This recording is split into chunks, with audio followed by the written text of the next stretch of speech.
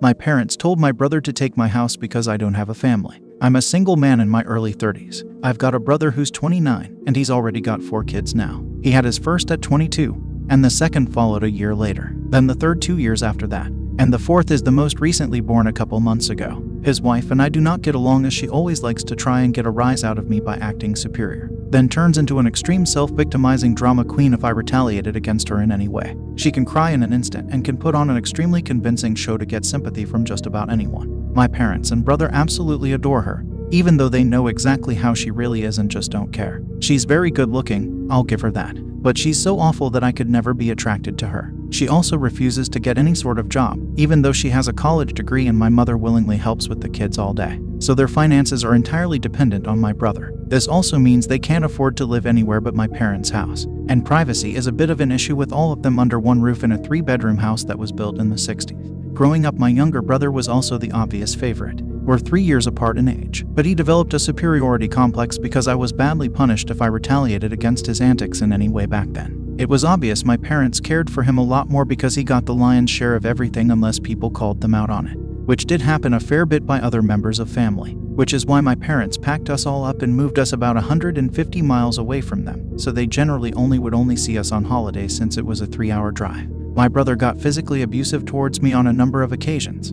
flirted relentlessly with my first girlfriend to the point she broke up with me, and laughed at any misfortune I had. And my parents just told me to suck it up whenever I was upset about it. I only got equal treatment when my parents wanted to keep up appearances. I admit it was rather funny to see the looks on their faces whenever they had to treat me equal to my brother on birthdays and Christmas because other people were present.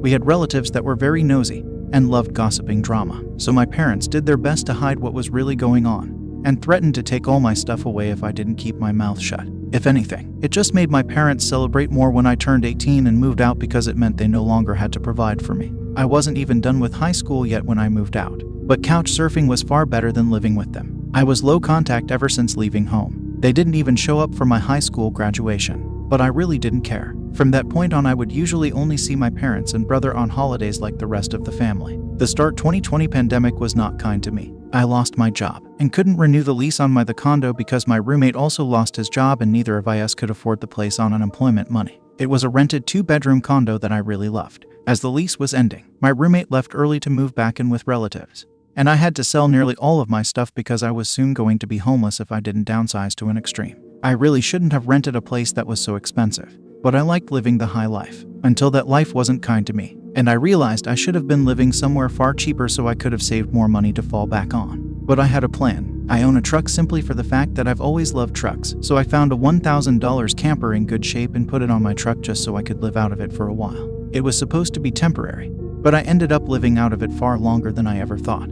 I originally was hoping to be able to live out of the camper at my parents' house, where my brother and his family still reside as well. But when I asked my parents to let me stay for a while, they told me they had a full house and didn't want me there. Plus, we hadn't exactly gotten along in the past decade. They said they'd only agree to let me park my camper there if I paid them basically what it'd cost to rent an apartment in my area. That was way too much just to park my camper. I was jobless and trying to save as much of my unemployment money as I could till I could find a new job. I may as well be living in an apartment with that rent price they were asking. My parents called my camper an eyesore and told me to take a hike since we couldn't come to an agreement, and still thought it was absolutely hilarious I had to live in a camper. My brother joined her in pointing at and mocking me while calling me a homeless bum. I parked my truck camper in a store parking lot to sleep on the first night that I had nowhere else to go. I felt scared out of my mind that someone might try to break in. Suffice to say, I didn't sleep well that night. There was nowhere else I could go as any other relatives that owned houses were fairly far away, and all my friends were all apartment people, and I was pretty attached to my area as well, so I didn't want to just leave. I'd also had my mail forwarded to a friend's apartment. It was the only way I could still get my mail anymore. Finding a stable place to park was pretty difficult. I went looking around to try and find a job similar to my old one. It took months of living the nomadic camper life. In that time, I had to deal with a lot. Everything from beggars and drug addicts to people demanding I leave because my camper was an eyesore. At one point, someone who told me to move claimed to be with an HOA. I wasn't even parked on a street with houses, and when I questioned what HOA, they got incredibly belligerent and threatened me. I moved my camper anyway just to avoid the trouble. In order to have a steady supply of electricity, I learned to use a long extension cord to plug in anywhere I could to recharge my camper batteries. This meant sneaking around and plugging it into an outside outlet of a random building while parked on a street. I know that's a crumby thing to do, but I had to keep my batteries charged so my refrigerator would stay cold. I had a small solar power bank for recharging my phone, but I didn't have anything like a generator, and generators are noisy and require fuel anyway. So I did what I had to do. After months of living like that, I finally managed to get a new job. I had to move to the neighboring city to find a job that didn't involve retail. I worked retail while in college and promised myself never again. Though I was nearly ready to break that promise, I was still getting unemployment money, but I had no stable place to live while receiving it, and I didn't want to still be jobless when it ran out. Plus, I was bored out of my mind. I had little else to do but read, watch movies on a small portable DVD player, use my phone or laptop, and keep note of where I could park and what local public bathrooms I could use. I kind of envied that the Japanese have public bathhouses. We could really use stuff like that over here. When I finally landed a new job, I practically lived in the back lot of the building by the warehouse in old employee parking spaces literally no one else seemed to bother using because they were so far in the back that the area was borderline forgotten. My boss, company owner, actually liked this arrangement because I was willingly available to take any shift I could get, so long as I had enough sleep. He even let me take the camper off my truck and set it up in one of the spaces so I could drive around without it. Not exactly sure if this was legal, but no one bothered us about it. The entire time I lived back there, I didn't have to deal with many trespassers. There were a few, but the security guards escorted them out. I was pretty much on call almost all the time when they needed me, and was working virtually every day of the week. My boss let me plug my camper into the building for power and water, and I paid a small amount of rent by working for free on Sundays when no one else was in the office but the janitor and security guard. Beyond that, I usually had to shower at a friend's apartment or at my local gym as the camper didn't have a shower in it and only a portable toilet. And I didn't want to fill it because emptying it is a nasty chore, so I used other bathrooms as often as I could. I had a key to the warehouse and could go in to use the bathroom there at any hour. I was even on a first-name basis with the night security guard. He's since become one of my closest friends. The camper was easy to heat in the winter with a small electric heater. Summers were not fun though. The camper didn't have AC, so I had to get a used portable air conditioner just to make it bearable. I made a lot of overtime pay and hands-on learned some new skills from other employees. Eventually, midway into this year, I landed a better position in the company as a supervisor and started making a better salary than my old job. That's when I decided I wanted a house. The scare I'd gotten from losing my condo made me realize I needed something much more stable for the long term. I looked around for something close to my work, and just 2 miles away found a 3-bedroom manufactured home on a small property. But I managed to get it for $10K less than the asking price somehow. I used nearly my entire savings for a down payment and got approved for a home loan. I finally didn't have to live in a camper anymore. There was enough space for me to back my truck in behind the house to take the camper off to set it up in the backyard. So I put it there as its own little building just in case I want to use it again. When I was fully settled in the house, I was dumb enough to brag about it on my book of faces. My family saw the post, and that's where this shit really starts. After a few weeks, my parents and brother along with his family came to visit completely unannounced to have a tour of my home. I didn't even give them my address, so how they found out where I live, I still don't know. None of my friends have fessed up, and no prior family members visited me before that, so I wonder if they stalked me at work and followed me home or something. It really wouldn't surprise me. Once I opened the door, they practically all shoved their way in like rambunctious tourists, then just started making themselves at home. They all kept poking around and Syl had this creepy smirk that she was repeatedly flashing me. And it was only later that I figured out why. And it made me madder than a bull on steroids that just got stung by a hornet. My parents were constantly talking about how I've got so much extra space now, and it's too much for someone like me who has no wife or kids. And my brother kept remarking about how there was more space than our parents' house, and my house was closer to his job too. Red flags all around, I know. Eventually, my brother asked me to speak privately. Everyone else suddenly left the room and piled out onto the front porch. That's what finally made me realize they'd planned something. My brother said the house was too much for me alone, and I should let him move in with his family because his wife is pregnant with kid number 4, and my house is much closer to his job. He pointed out that I already have the camper, so I could just live in that outside while they live in the main house. And I'd like to point out that Dan never once spoke of offering rent. Mind you, he's got a good job. He also started talking about how there would be changes, and even curfews, and that I couldn't just walk in at any time without prior notice. If it weren't my brother, I'd think the person I was talking to had lost their mind. But Dan lost his marbles long ago thanks to our parents treating him like he was the center of the world. I tried to speak, but he kept talking over me as if I had no say in the matter. There was no way in hell I'd rent my house or parts of my house to him. Other people maybe, just so I can pay the mortgage off more easily. But certainly not him or his nasty wife. I've heard of this exact kind of situation in videos online many times, and never once did I think I'd actually live it because I thought it so ludicrous. But my parents, brother and Sil do all fit the bill for a bunch of narcissistic entitled crazies. So I picked up my phone and set it to start recording, then just held on to it. Dan didn't even seem to care or notice that I'd done this, and just sat there with his arms waving around while talking about all the reasons of why he needed my house. Then went from saying that to acting like it was a done deal and trying to reach out his hand to shake mine. That's when I finally showed my backbone and said hell no. And I said it loud enough that Dan stumbled backward for a second. I'd rarely ever raised my voice to him on that level because I was punished by our parents whenever I did. But this was my house, not theirs. My spine can be as shiny as it wants here. I stood up and then told him that my house was not up for grabs, and acting like I'll let him move in just because they want it won't make it happen. I bought my house for me, and it's not my fault he keeps having more kids and has to keep living with our parents because he can't afford to move out. Dan got as physically close to me as he could without actually touching me and said that I didn't deserve the house, and he needed a better place for his family to live. I laughed back in his face and said that was total bullshit because I worked hard to be able to buy my house. Of course I deserved it. Dan started yelling that I have no wife or kids, and I don't need all the space, so I may as well give it to him. I said I'm not giving him anything, and he never even offered to pay me rent. If I let him move in, I'd still be covering the entire mortgage on my own house without even being able to live in my own house. Then Dan told me that he shouldn't have to pay rent because his family comes first, and our parents said I was going to do this, and that I will. I yelled as if their word was law or something, and told Dan that they did not have the right or power to give my house to him.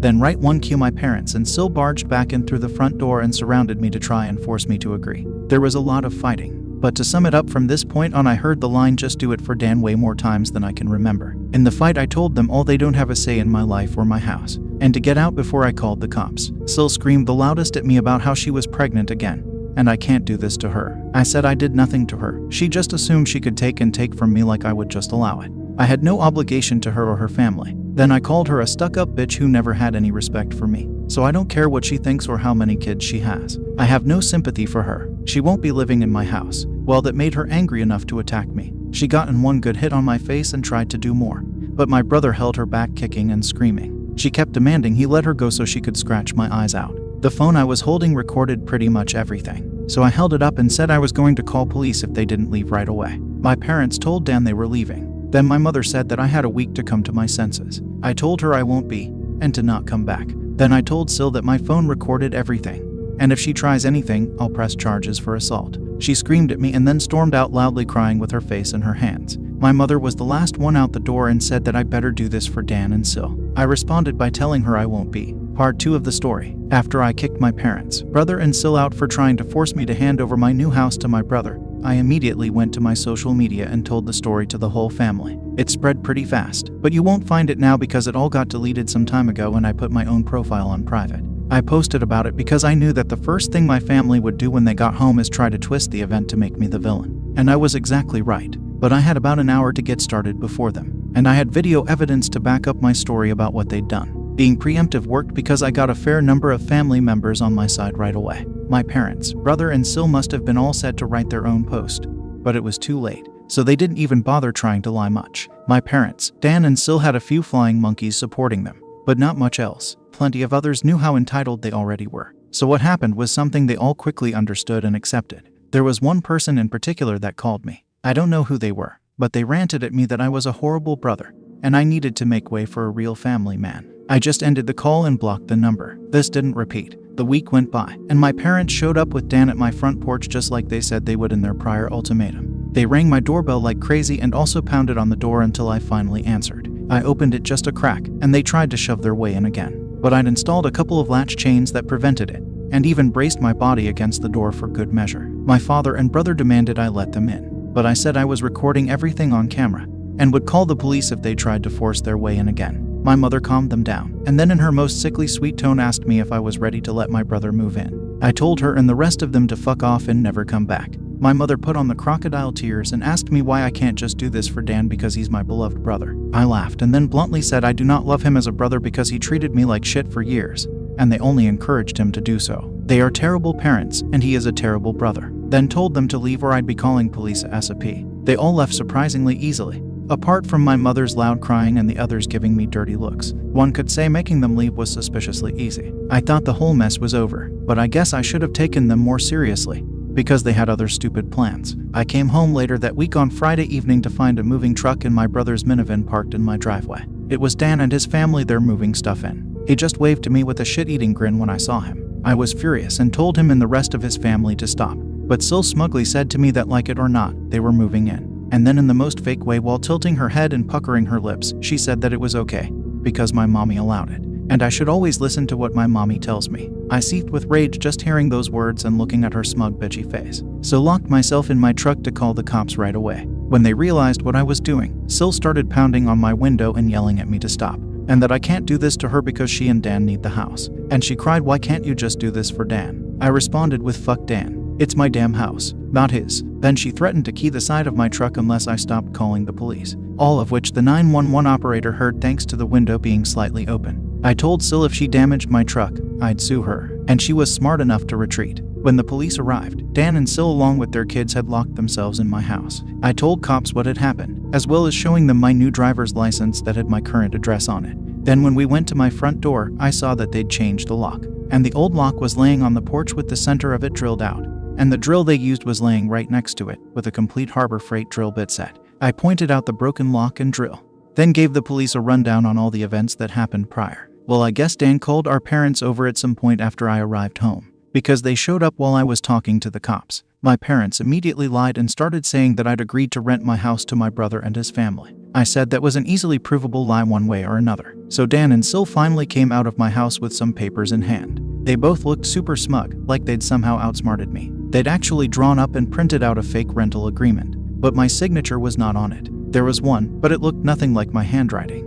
I don't think any of them have ever actually seen my signature, so that was incredibly stupid on their part. I told my parents and Dan that was stupidly blatant fraud, and if the cops investigated, they'd easily figure that out, and I don't think going to jail and court would do them any good. It could even make Dan lose his job, which is his only means of providing for his family. I also said I would get a lawyer and sue for damages if anything of mine was lost, stolen or broken, and I'd call CPS too for good measure. Dan went white and looked really scared when I said all that, but my mother got between us and doubled down about how I should just do this for Dan and live in the damn camper so they can finally have a family home to themselves. I yelled at her that if she thought it was such a good idea, she could do it for Dan herself and let Dan have her house to himself instead. The cops separated my mother from me and I said I wanted them all out right now, or I'll press charges. I stated in a shout about how they drilled out my front door lock to break in. The lease papers were obvious fakes, they badly forged my signature, and I have recorded video of Sil attacking me. Those are felonies I could fuck over their lives with if I wanted.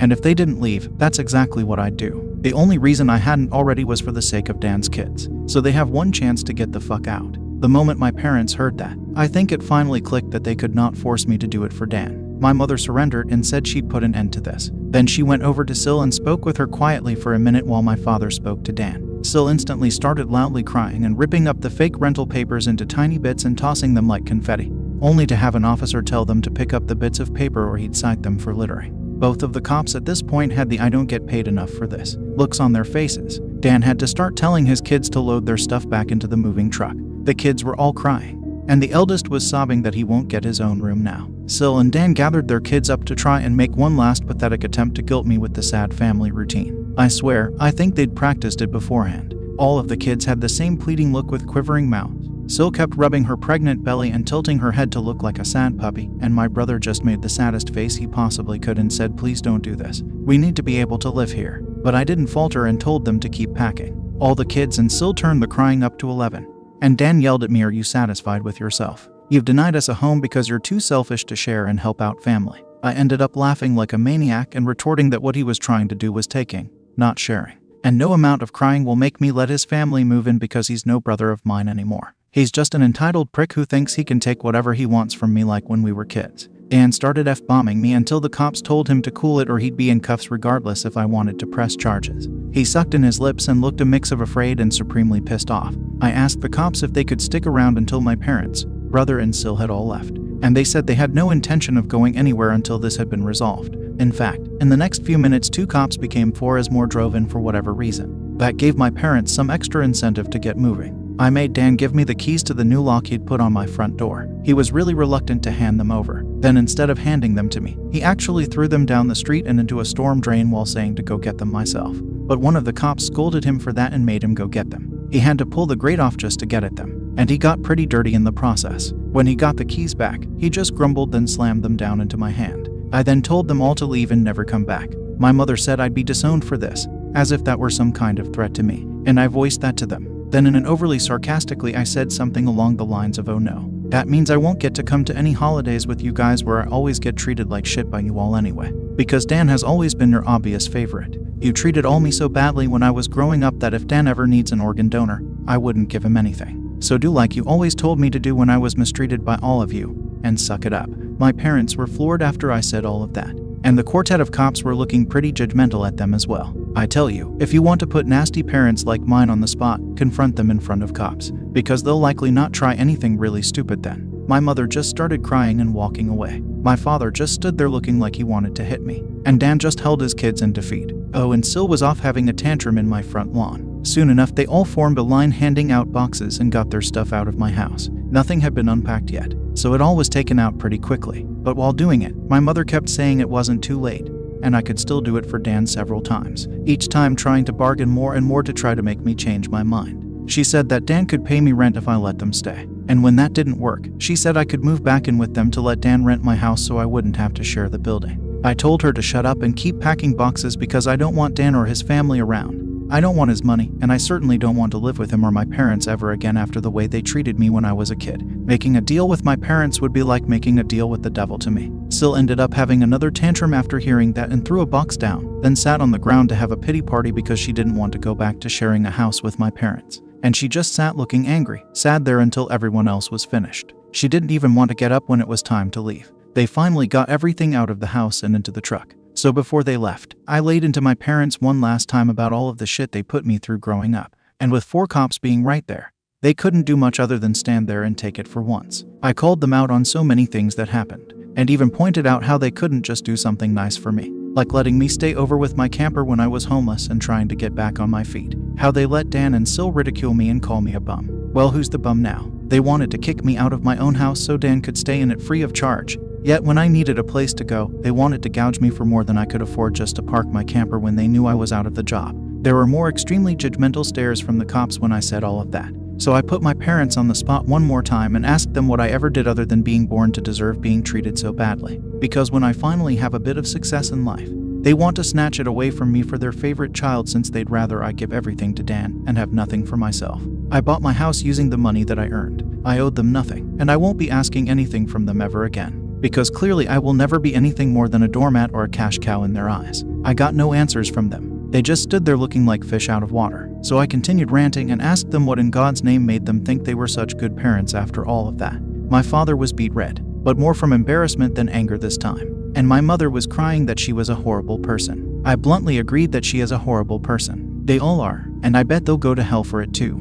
They were shitty people, and they all knew it. But if I'd called them out on all this stuff in private instead of in public, they'd just get mad at me and still act like I'm in the wrong. They'd just kept up the denial for so long that it became a part of who they are. My mother buried her face in my father's jacket to cry, and my father looked more defeated than I've ever seen him. Dan and his family avoided me entirely as they finished putting everything back in the moving truck. I made sure nothing of mine was stolen. Not that I'd had a chance to get much furniture yet. They all got back in their vehicles, and Sil just stood staring at me with malice until my brother finally got her to drive the minivan home. And as soon as they were all gone, I got back online again and spilled the beans what happened. My parents were too embarrassed to even try and defend their actions this time. And while the family was somewhat split before this incident, it was now a landslide in my favor. Nearly all of the family has sided with me after this incident, and those who haven't simply aren't siding with anybody. No matter how much my parents previously tried the "we did it for Dan" line, no one listened anymore. So any remaining familial support they had is now gone. Many in the family who I expected wouldn't side with me did. That includes the former flying monkeys. So I guess they've finally had enough.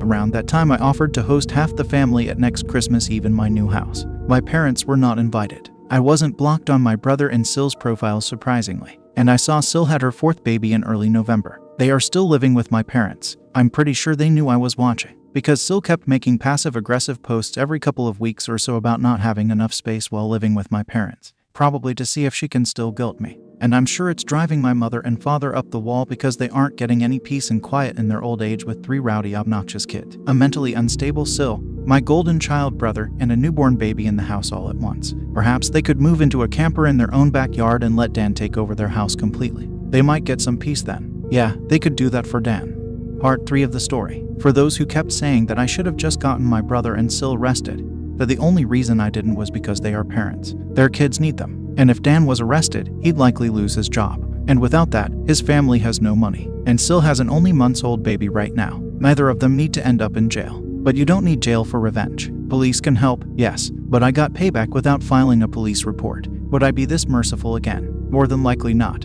And they know it. I decided to wait on making an account and posting until after the new year, just in case more stuff happened. And it did. As previous readers know, my Sil was making passive-aggressive posts on social media that were obviously directed at me, especially after Sil had her 4th baby in November. She was posting the same repetitive nonsense over and over again. She just found semi-clever ways of rewording it, but she pretty much kept regurgitating that she was tired of living with my parents, that there isn't enough space, she needs her own house, blah blah blah. I know I sound dismissive, but live through what I have with these people and you'd be ready to sarcastically play tiny violins in front of them too. They're just that bad. And since I waited until January to make an account, more happened just like I thought. I stated before that I'd invited half the family for a Christmas Eve party at my house, and everyone I invited all came, even though it was a fairly long drive of around 3 to 4 hours for them. But they wanted to come and show me their support. I was praised by them a lot for how hard I'd worked to get a house on my own, and that they were sorry for everything I'd went through. I was asked why I didn't just take my camper and drive the 3 hours back to them, instead of living pretty much homeless for so long. And I had to sheepishly admit that I was very attached to living around here, and I had my best employment opportunities in this area. My hometown doesn't have a lot of great job opportunities in my field, if any at all, and I wanted to make my own way as much as I could. An answer they overall accepted. We moved on to having a rather nice party, the best I'd been in years. Some relatives even brought CDs of great Christmas albums, and I have to say, the one my uncle brought of Ray Charles was my favorite. He sings Christmas songs like no one else I've heard. It was a grand and happy time. I felt like for once I could just forget my past issues and enjoy the moment. But I wouldn't be writing this if it had stayed that way. About 2 hours into the party, you know who showed up. My parents, brother and Sil popped in trying to look all smiles. They didn't even knock, just walked right in my front door like they were meant to be there. I shut off the music and told them to leave immediately. They begged to stay and said they brought gifts. One of my uncles stood up and yelled at them before I got another chance to speak. And he said they don't deserve to be in my home, or my life after the shit they tried to pull months earlier. And he was backed up by several other relatives. Mind you, this guy is my mother's brother, and he used to love her to pieces until he found out about the shit that went on between me and my parents. My grandparents, as old as they are, hurriedly got in between us and said to my parents that if they want to make amends with me,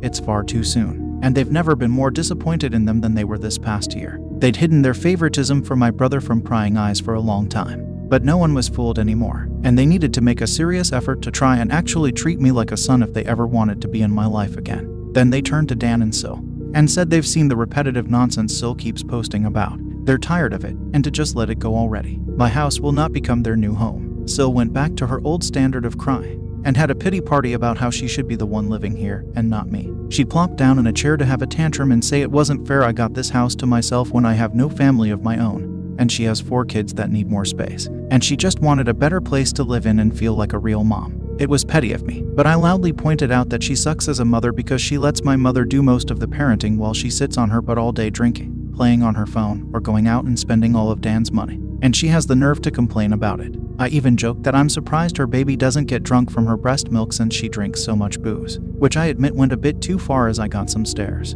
and still demanded to know if I was calling her a bad mom. I said the evidence speaks for itself, and if she wanted to be able to afford to move out of my parents' house someday, then she needs to put her college degree to some use, get a job, and learn to save money. My mother already does most of the child care for my brother's kids anyway, so she'd have plenty of time after her baby gets a little older. My brother's eldest kid, who's 7 years old, ran up to start kicking and screaming at me for yelling at his mom. And he kept at me about how his mom said that I was the bad guy who made her cry and didn't let them live here. That's when my brother grabbed his son to pull him away. But all the other relatives jumped back in, and this sort of turned into a family intervention against my Sil and brother. She was crying. Her new baby was crying. Her kids were crying. Hell, even Dan was very nearly in tears from the verbal lashing he was being assaulted with. He ended up just sitting on the ottoman I keep choosing by the front door and looking like a complete wreck.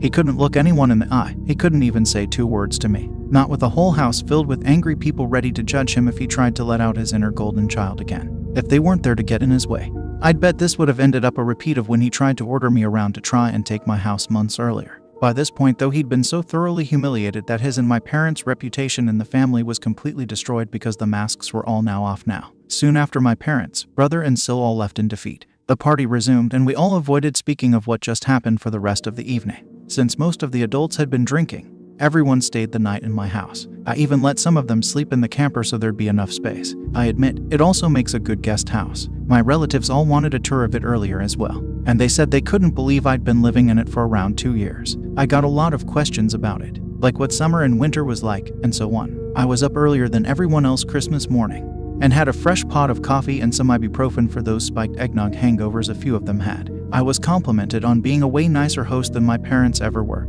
and we all agreed to do this again next Christmas. After Christmas, Sil did finally stop making posts that were obvious digs at me, and deleted all of the old ones as well. But shortly after the new year, she more recently made a new post complaining about how she'd tried to convince my parents to get a camper like I did, so it could be set it up in the backyard so Dan and his family could use the whole house as their family home. Well, a taste of one's own medicine is never fun, because my parents turned that idea down vehemently. I hear no one is gonna push them out of their own home, let alone their master bedroom. The post was only up for a couple of days before Sil removed it, and she has hardly posted anything since then. She loves to complain, but if a tree falls and no one is around to hear it, can it still complain? Sil, I guess, has realized there's no point in doing it when no one hears her anymore, and Dan can't afford to move his family out on his salary alone anytime soon. If they end up expecting another child in the next few years, I won't be surprised. Things mellowed down for me since then, and I've even invited friends over for a poker night. I suck at poker because I can never remember a damn thing about it. But so what? We get to drink beer and eat junk food while being merry idiots. We all loaded up on Whoppers from Burger King and just had at it the best way 4 grown men can when they just want to have a good unadulterated time and get pissed drunk. I think maybe around summer I'll look into possibly dating someone. I'm not exactly getting younger here. Fingers crossed that goes well. My camper just sits idle in my yard now, and I admit, there were some days I went out there just to spend time in it. I did live in it for 2 years. It's like my second home, and maybe one day I'll actually get to use it for camping, like it was meant to be. I've never been camping. My parents considered it a waste of time, so it'd be a completely new experience for me.